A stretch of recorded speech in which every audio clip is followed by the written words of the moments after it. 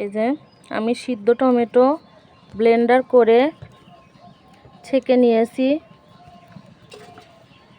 ছেঁকে নিয়ে এই যে আমি কড়াইতে বসিয়ে দিয়েছি। এবার আমি সব উপকরণগুলো দিয়ে দিব।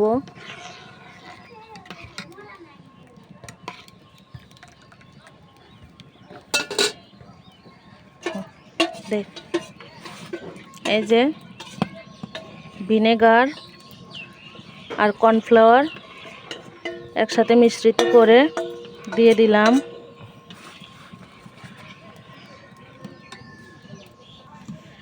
এইবার দিয়ে দিব চিনি, পরিমাণ মতো চিনি।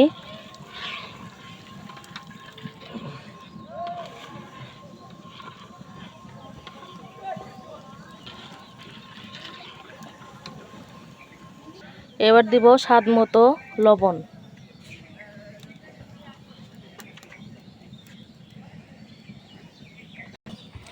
আগের ভিডিওতে আমি কিছু মশলা দেখাইছিলাম যে ওগুলো ব্লেন্ডার করে দিব। সেই মশলার গুঁড়োগুলো আমি দিয়ে দিলাম।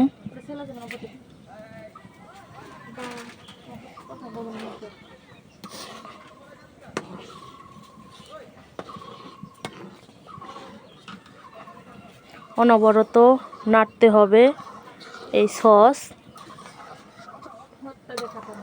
যাতে কড়াইয়ের সাথে লেগে না ধরে।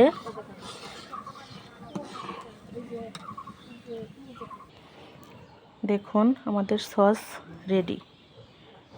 এই যে কত সুন্দর হয়েছে দেখুন।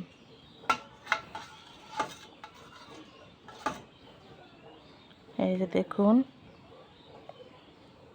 একবারে পারফেক্ট হয়ে গেছে। এটাকে এখন ঠান্ডা হতে দিব।